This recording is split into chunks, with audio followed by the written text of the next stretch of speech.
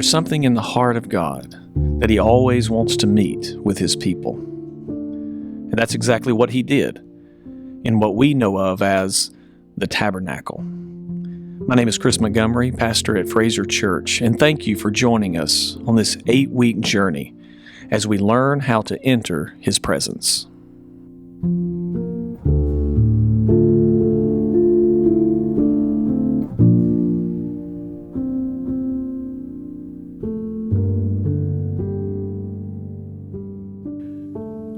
Welcome to day 52 of the Tabernacle, a place of glory.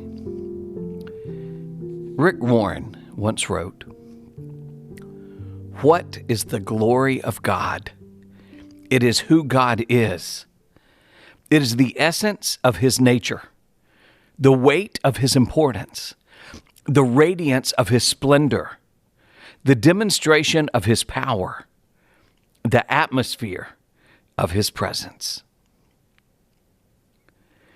Our text today is from Hebrews chapter 9, verses 3 through 5a. Behind the second curtain was a second section called the Most Holy Place, having the Ark of the Covenant covered on all sides with gold, in which was a golden urn holding the manna, and Aaron's staff that budded, and the tablets of the covenant.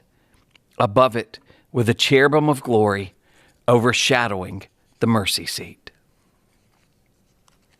The 9th chapter of Hebrews shares how God gave Moses specific instructions for constructing the temporary tabernacle, knowing that these would later serve as symbols pointing people to Jesus Christ. Ray C. Stedman gives a great analogy of what occurs in Hebrews chapter 9, verses 3 through 5. In C.S. Lewis's well-known Chronicles of Narnia, he describes how several quite ordinary English children, while playing hide-and-seek, enter a quite ordinary English wardrobe. Pressing deeper into the familiar garments, they suddenly find themselves in a strange and mysterious land. Some such phenomenon occurs to those who think deeply about what Scripture says about that humble structure of skins and panels called the tabernacle. At first, all is factual, measurable, and straightforward, but as we press deeper, the walls silently move back. The commonplace begins to glow, and soon we find ourselves before the awesome throne of God in a heavenly temple, surrounded by myriads of worshiping angels and watching the ritual of redemption through holy, transformed eyes. The author of Hebrews unveils the Holy of Holies and takes the reader into the presence of God at the Ark of the Covenant, which was covered by the mercy seat. The Life Application Bible Commentary on Hebrews provides essential details about this lid called the mercy seat. The author described what decorated the top of the Ark of the Covenant, cherubim of the glory. That's Hebrews 9, verse 5. Cherubim are mighty angels. One of the functions of the cherubim was to serve as guardians. These angels guarded the entrances to both the tree of life, that's Genesis 3:24, and the most holy place, Exodus 26, verses 31 through 33. The living creatures carrying God's throne in Ezekiel 1 may have been cherubim. With their wings overshadowing the atonement cover, these two gold statues were believed to support God's invisible presence. They stood at the ends of the atonement cover, facing each other. They may have been represented with bodies of animals and faces of humans. Often they symbolized the glory of God. You can see Psalm 80, verse 1, and also Psalm 99, verse 1. Here they are called cherubim of the glory, referring to the glory of God. The glory of God's presence hovered over the Ark of the Covenant. You can see Exodus chapter 40, verses 34 through 36, and Leviticus 16, verse 2. Notice the description of the cherubim on the mercy seat.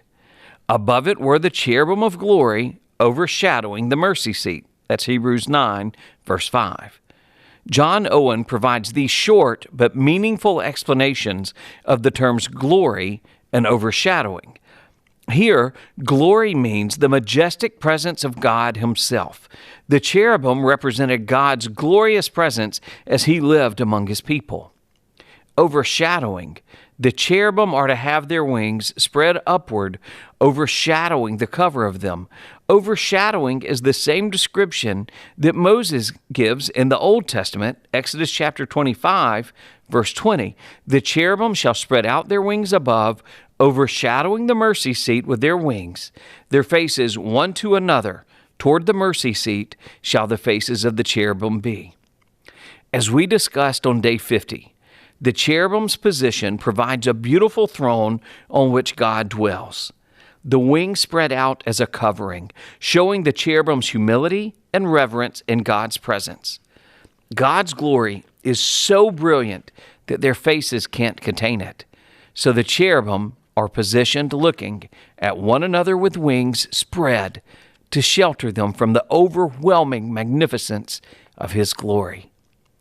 Therefore, they are described as cherubim of glory because their location places them in the direct path of the glory of God.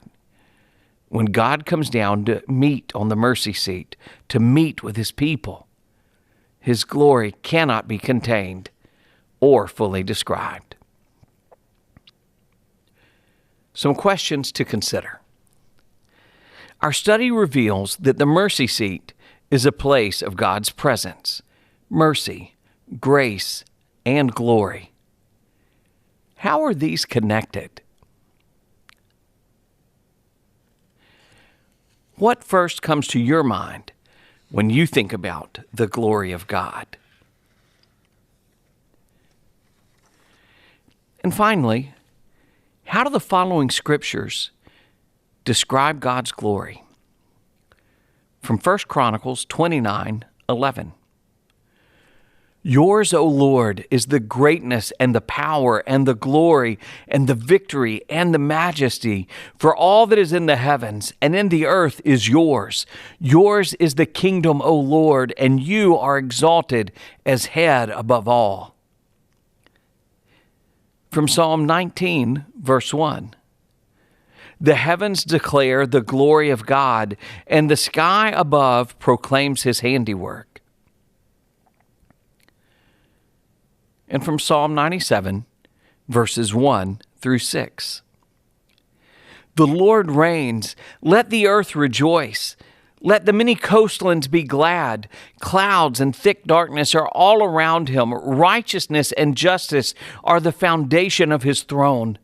Fire goes before Him and burns up His adversaries all around. His lightnings light up the world. The earth sees and trembles.